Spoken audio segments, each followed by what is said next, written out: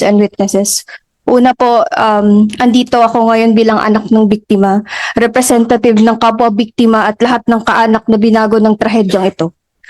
Ngunit higit sa lahat, andito ako ngayon bilang isang ordinaryong Pilipino na may napakasimpleng hiling. Ang makapaglayag ng ligtas ang bawat Pilipino sa kahit saang sulok ng bansa. Noong 1 a.m. ng January 26, lumubog ang MV Tricia Christine 3. Lahat ng survivors ay may iisang obserbasyon.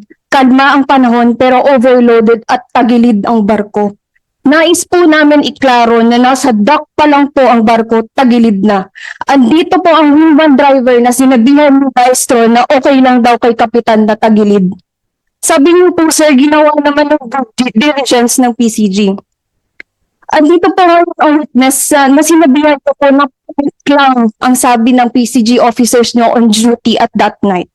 Nung kumakapit po sila para tulungan nyo, pinagsarhan nyo pa po ng punto. Pangalawa, ang inyong emergency response noong andun na ang PCG officers na nagre-rescue. Andito po ang kasama nating witness na kasama na nakasakay sa MV2 Bataha na sinasabing wala pong initial basic first aid o kung meron man po mali-mali. In fact, sa sobrang tagal po ng response ng PCG, may mga namatay pa po habang naghihintay ng rescue. Isipin niyo po, madaling araw, walang ilaw, 3 oras mahigit. May namatay pa po nung dumating na yung rescue dahil napagod sa pag-akyat ng barko. Sinundan pa ito ng kanilang pahayag ng 10 lamang ang missing noong January 27. Pangalawang kasinungalingan. Sa araw na din iyon, 11 katawan ang na-retrieve ng private search operations na nandito po sa tabi ko. If only the dead can talk, ika nga. Pero sa 11 katawan na lumutang, tila bang kahit ang mga patay ay naispabulaanan ng kanilang kasinungalingan. Noong umaga ng January 28, inanunsyo ng PCG na technical divers are now deployed. Ngunit ang kanilang ng mga barangay ay galing sa paghahanap ng missing sabongeros ng Taal Lake. Hindi po kami mangmang. PCG, pero ba kayong pinagtatakpan? Hindi na po ito bago sa Alison. Tulad po ng sabi ni Senator Tulfo na 32 maritime incidents. Nangyari ang pag-grab ng Major 3 na kumukuha ng sa buhay. Ang investigation reports na galing sa Sir Marina ay sinasabi na ang Alison at substandard ang mga gamit. Ang tanong namin, anong nangyari pagkatapos ng investigasyon? Nasuspindi ba ang Alison? Napatawag ba ito ng akmat kapurasuhan? Wala kami talagang sa binigay na 3 billion cash assistance ng Alison. Marina, anong ginawa niyo nung panahon na yun? At Marina, anong ginawa niyo nung panahon nito?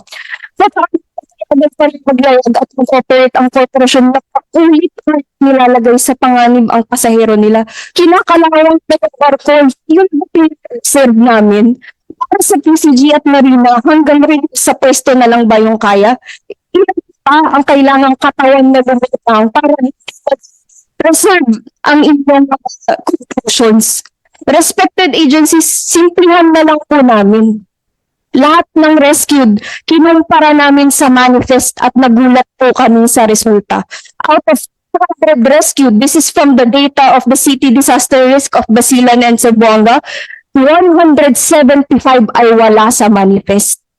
In other words, 57% of the rescued is unlisted. So ano na pong natira, ano na pong nangyari doon sa 201 couples of passengers na wala na po tayong balita? We challenge the agencies here today to contest and prove to us that we are wrong. Please do so. Sabi ng mga crew, nag-i-inspection kayo, nag-inform po beforehand ang Alison na darating kayo. Okay, o hindi to its point ang pag-inspection nyo. No wonder na bibilog kayo ng Alison. Para naman sa mayor ng Zamboanga City, Mayor Olaso, bago itong insidente, madalas mong bibida ang Alison sa iyong page. Akala ko ba wala kang kinalaman sa kanila? Noong incident, ang iyong kapatid, ang spokesperson ng Alison na nagbigay lamang ng 2,000 pesos na danyos para sa mga biktima. Ngayon, sinasabi na po kayo involved sa pagpapatakbo ng Alison. Bakit empleyado ng LGU ang nag-release ng pera na galing daw sa Alison? Bakit ng 10,000 pesos cash assistance ang Alison ay magdadagdag ng 1,000 at sasabihin galing kay Mayor. Sinasabihan pa ng mga empleyado mula po kami victims dahil nakatanggap na kami ng 40,000 pesos cash assistance. Sabi niyo pa, nandito po yung witnesses namin, mukhang adik yung mga dinala ng survivors, ayaw namin na totoo silang biktima. Sila incident ito, bakit galaw ng Alison kasama ang LG? Higit sa lahat, Alison, direct ako tong sasabihin sa iyo, kailan mo kami haharapin? Kailan kayo hihingi ng tawad sa inyong mga kasalanan? May dinadala pa pong trauma ang mga survivors, ngunit naglayag kami ulit upang harapin kayo ngayon sa Senado. Barad kayo. Ang sabi niya sa official statement mo noong January 26, agad-agad kayong rumisponde nung nakatawag kayo ng distress call. Una, walang distress call. Sinungaling kayo. Pangalawa, mahigit 3 oras pa lutang-lutang naghihintay ng rescue. Ganun ba ang immediate response? Alison, kailan nyo ilalabas ang tinatago nyong kapatan? Hindi ka lang maaari pag-deny dahil nakita ng mga survivors, buhay si Kapitan, ngunit bigla na lamang itong naglaho pagkatapos ng rescue. Kung patay o missing si Kapitan, bakit walang kaanak ang naghahanap dito? Alison, pati ang inyong mga crew ay dinadaya nyo at pinapahirapan. Kasi kayo ng substandard na parts, ultimate uniforms na binibenta nyo pa sa kanila. Ang trabaho na napakapitan, napagawa niyo pati sa inyong mga intern para lang makatipid kayo sa empleyado. Lahat po ito ay simbang po sa amin ng aming mga anonymous crew at higit sa lahat, may major defect ang barko bago nyo ipapahinahin, nyo pa rin makabiyahe, basta lang kayo kumita. Wala kayong mga puso. Parehong biktima ang crew at mga pasahero dito dahil sa mata nyo, kami ay tawang mga collateral damage lang kung nagbuhog man ang barko.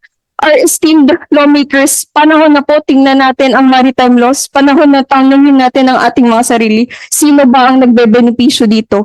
Ang mga pasahero o shipping lines na hindi makatao. Naman na po, sobra-sobra na ang nasawi. Ang trauma na hindi na maaalis sa amin, our lives will never be the same. Ang hinaing namin, revoke the license of Alison, file criminal charges to the corporate owners, change the maritime laws for better dahil hindi nagtatapos sa pag-revoke ng license yung gusto namin. Magtatapos ito kung ang bukas ay isang Pilipinas na malaya at ligtas na nakakapagbiyahe ang mamamayan nito. Maraming salamat po. Thank you very much. Saan ba yung may-ari dito ng Alison? Representative ng may-ari? Hindi ka ba tinablan doon sa sinabi ng survivor? Who's the owner? Who's the representative from the owner? What's your name, sir? I'm representing the company. And your name is? Pardon me? And your name is? Attorney Nelson Tan po. I am the VP. Where's the owner? Kasi nagpadala kami ng individual sa owner. She is my sister po. This is a family corporation. So it's a family corporation. Before you answer the question, mamaya tatanong si Senator Loren. So, Marina, magandang tanong ng survivor, si ma'am, na ano nangyari doon sa ginawa niyo investigation, yung aksidente ng nangyari sa Lady Mary Joy? Ilan yung patay doon? Based on the record, 33. 33. Apo. So, Okay, so you conducted an investigation? Ano po naging resulta ng investigation? Nasuspindi ba yung Alison? Na-sanction ba? wala pong suspension. Wala. If I may po, of course, there's no excuse. I assume as administrator in December 23, the accident happened in March 2023. Based after this incident, we reviewed the documents. There was a safety investigation and safety recommendation. Unfortunately, the administrative investigation was not conducted. So Why? meaning, the determination of accountability and liability was not Who was the administrator at that time? Attorney Fabia. Fabia. So now I have started the administrative process as well for those assigned to conduct the administrative. Administrator, ma'am, I want cases filed, criminal cases filed against those inspectors, the investigators, the people that investigated yung aksidente sa Lady Mary Joy. Yes, sir. I would assume that they're still working sa Marina, right? Yes po. So I need the names of those people and I need criminal cases filed against these people. Even kay Fabia, kahit wala na siya, dapat gusto ko makasuhan to. DOTR. Initiate yung pagpa-file ng case against the former administrator. Hindi pwede. Kita mo, hatang nalagyan si Fabia, nasampal ng pera to, siguro tinapalan yung mukha nito ng salapi. Kaya pinalusot. 32 namatay, sunog at meron talagang kapabayaan. And yet, wala man ng parusa na pinataw sa Allison. Sobrang garapala naman to. Dito makikita talaga itong Marina, hindi lang pala inutil, kurap pa. Ano pa masasabi natin doon, ma'am, kung hindi kurap? Kasi kung hindi kayo kurap, saka hindi kayo inutil, sana na-sanction na itong Allison, nakasuhan na. Wala, insulto sa mga victims. See? Kung hindi pala pumunta rito yung mga witnesses, hindi ko pa malaman, hindi pa namin malaman, hindi pa malaman ng publiko na wala palang kasong pinail. Kahit man ang admin case against Allison dahil dun sa sa aksidente sa Lady Mary Joy. Okay, DOTR, I want cases filed against these Yes, Mr. Chair. people sa sa Marina na nag-investigate. Apo, Mr. Chair. Maging yung former administrator, sampahan ng kaso yun. Sa susunod na hearing, COMSEC, but we'll invite yung mga personnel na nag-investigate dun sa yung sa Lady Mary Joy at saka yung si former administrator. I want him invited. Okay, Mr. Chair. go ahead, Senator Lauren. Thank you, Mr. Chair. Unang-una po kami po ay nakikiramay sa mga pamilya ng mga nasawi sa trahedya at pangalawa po, nagbibigay po ng pahayag din ng aming suporta sa mga survivors. Ano bang ahensya ng gobyerno o pribadong sektor ang dapat nagbibigay ng tulong sa pamilya ng mga nasawi at sa pamilya ng mga survivors? DSWD na naman? Is it the private company? Is there a provision under PCG for accidents like this? Can anyone answer? Alam ka naman DSWD AX na naman ito. And Mr. Chair, I've been sitting here since 1998. Hindi po ito ang isang beses lamang or kauna-unahan. Ito po ay bad habit. Bad habit ng kapabayaan ng mga ahensya ng gobyerno. You know it, you've been exposing it when you were still in the private sector as well, long before you became senator. Ang mga investigasyon ng mga sea tragedies ay hindi lamang dahil sa climate or weather conditions, kung talagang aksidente, ay maliwanag na kapabayaan ng DOTR, PCG at Marina. Hindi ko sinasabing sa lahat ng panahon mula nang naseksihan ko noong 1998, pero kadalasan kapabayaan, una sa overloading ng passengers. Pangalawa, sa overloading ng cargo. Number 3, sa desisyon kung magpapalayag, maganda bang panahon or maski magandang panahon kung meron bang namomonitor ng malaking mga waves. At pang-apat, yung seaworthiness ng mga vessels. Ito kung iisipin nyo ay very basic kung ginagawa po ng PCG at ng Marina ang kanilang trabaho. Although na-discuss na po nyo at natanong kung nagbilang ba ng mga numero ng pasahero.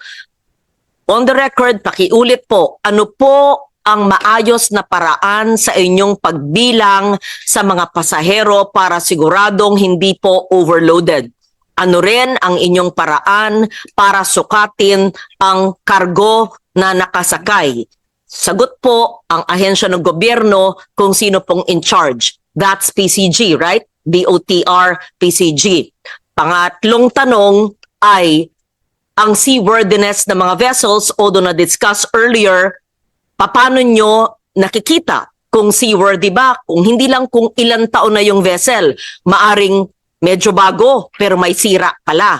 Nagkaka-routine inspection ba? So, just on the record, DOTR, PCG, and Marina, please answer. Kasi, kung bago kayo nakaupo dito, dati pa, ganyan ang ugali.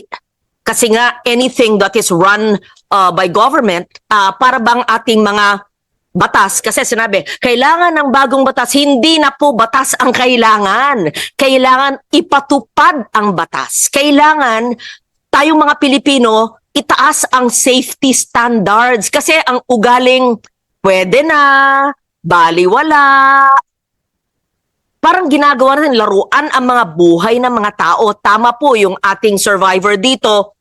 Karapatan lang ng pagpapalayag. The freedom to travel on sea. That's a basic right. Kaya lang, pabaya. Marina, DOTR, PCG. Maari pong sagutin yung aking mga simpleng tanong. Thank you. Okay, before you answer, Senator Robin Padilla has something to say. Apo, maraming salamat po, Ginoong Pangulo. Ganun, gusto ko lamang pong sundan yung tanong ng ating mahal na Senadora, Loren Legarda. Kanina po kasi nabanggit ng ating Marina na meron daw pong third party na sila daw po yung nagka-classify at nagsicertify. Gusto pong malaman kung sino lang ito bilang sunod lang po doon sa tanong ni Senator Legarda. Sino po yung nagsasabi na ang isang barko kahit na matanda na, kahit na po sinabi ng international standard po talaga yung 30 years na talagang dapat pinagre-retire na. Ito po nasa Hong Kong Convention mismo na sinasabi kapag ka 30 years, yun nga, may magse-certify kung yun ay okay pa. Sino po yun, ma'am? Sino po yung taga-certify po ninyo sa Marina? Pwede pong malaman yung pangalan kasi pati po yun dapat imbestigahan din. Marina, please answer the If I question. may. Yes, as mentioned po, ito yung classification society na ang company ay Orient Register of Shipping.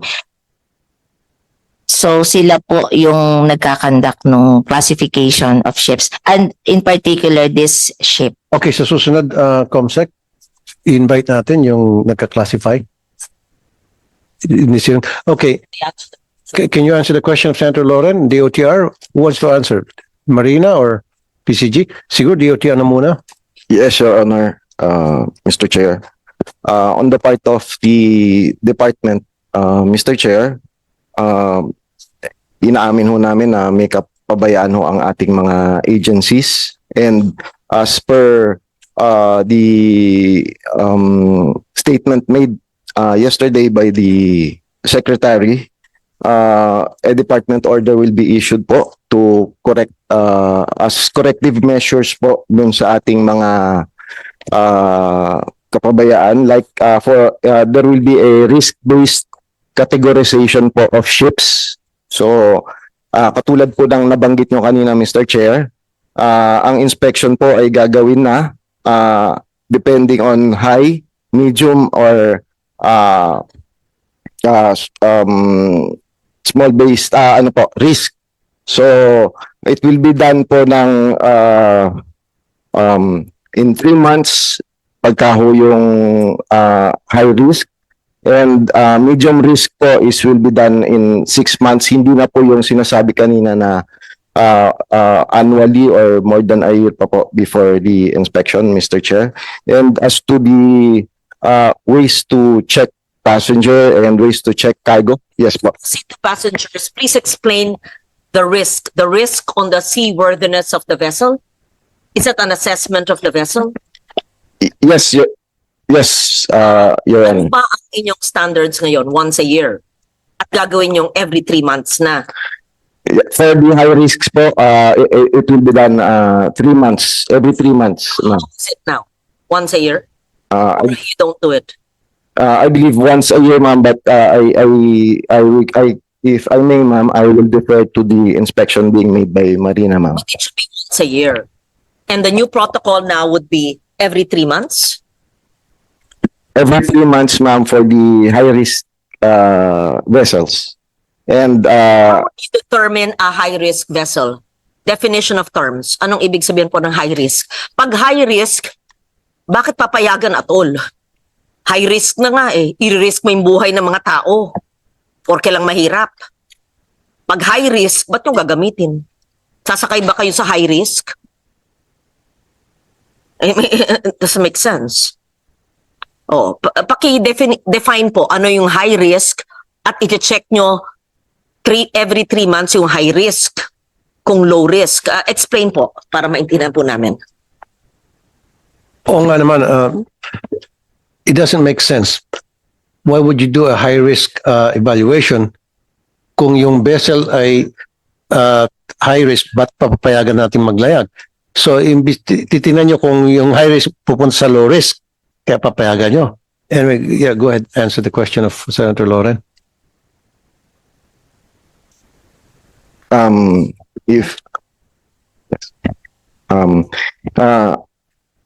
have to admit, Mr. Chair, and Your Honors, that I don't have the definition specifically of the categorization of these vessels are considered high risk and other like the medium and low risk. Why do we use terms of low, medium, and high risk if we don't even know what it means? Eh, para tayo nagbobulhan po dito. Di ba? Why do you even say it at all? Sabi po nyo, base po sa isang memorandum para po solusyonan ang nayaring trahedya na i-assess po every 3 months ang mga high risk. Simpleng katanungan po, gusto namin po maintindihan kung ano yung high risk. Sabi nyo, hindi pa nyo alam kung ano yung high risk. Eh, paano nyo gagawin at i-implement yung memorandum kung hindi nyo alam ang ibig sabihin ng high risk? O di parang band-aid solution para lang may masabi sa media o para masabi sa hearing na may ginawa. O di wala. Yun na nga eh. Tayo kasi sa gobyerno eh. Kapabayaan talaga ito. Walang pakialam. Ugaling bahala na. Ugaling hayaan na. Repeat. Erase what you said. Explain. Dahil hindi ko po maintindihan. Thank you. Yes, Madam, Mr. Chair. Ang sa akin pong pagkakaintindi dun sa high risk is that we will be looking into the age of the vessels, and dun ho sa age ng vessels, we will consider po yung ang kanilang yung risk, because kung matanda na po yung vessel, it will be considered high risk. Yun po, at first glance po, ito po yung aking pagkakaintindi dun sa high risk, medium risk, and low risk. Sino po ang mag-i-inspeksyon nito? DOTR or PCG? Or both? Or Marina? It would be Marina po. Marina? Yes po. Okay. Sino po ang head ng Marina dito? Ngayon po, how often, ganong kadalas po nyo ini-inspeksyon yung mga vessel? Ang standard po natin ay annual, Okay, once a year. once a year. Ito ba'y talagang ginaganap or sa papel lang po? Yung totoo po, yung Ang totoo. pagkaalam ko po, ginagawa po siya. Ng mga inspectors ng Marina sa mga port. Hindi lang po sa port, kapag po yung barko ay nakaangat sa shipyard, kasi required din po sila naka-dry dock, meaning inaakyat po yung barko para tingnan lahat yung mga plating sa paligid. So no? once a year Once a at year. meron pong sertifikasyon kung okay po at seaworthy at Yes safe po. po. At once a year, gagawin daw every 3 months ang lahat, whether high, low, at medium. DOTR, Marina, nagkakaintindihan ba po kayo kung ano ba yung low, medium, high? Ayon ba sa age ng vessel? Ano ba ho ang mga Ito Basehan po ay bagong konseptong ini-introduce, pero as administrator po, so 1 year yung standard. In 2025, I have even directed twice inspection in between the annual. Ang tinatawag po sigurong high risk kasi in-identify po namin yung mga barko na nai-involve sa accident. So yun po yung una na, kumbaga, prioritization ng paulit-ulit nating babalikan kung yung mga barko na na-involve sa accident. So isang factor po yon na inintroduce na namin noong 25. At siguro po, para dagdagan ko lang po yung risk na tinatawag natin, yung age is isa, yung navigational area po, po nyo iintayin yung aksidente bago nyo husgahan kung high risk. Dapat preventive. Maski po hindi na aaksidente, pero ayon hindi lang sa age, kung hindi sa estado ng mga makina, equipment, etc., makikita nyo yung risk, yung kalidad ng vessel. Hindi ba? Hindi ba dapat intindihan, maski ba hindi pa na aksidente, kung bulok naman ang equipment, kung sira pala, kung di pala maintained, iintayin pa natin mag-aksidente madalas bago tawagin na may risk. again, not providing any excuse, pero yun pong in-implement namin ng 25 ay base sa kakayahan ng marina, na kasi uulitin ko po ulit, yung technical people namin ay 100 plus lang. At ito po ay kombinasyon ng naval architect, mechanical engineer, electrical engineer, and ship officers.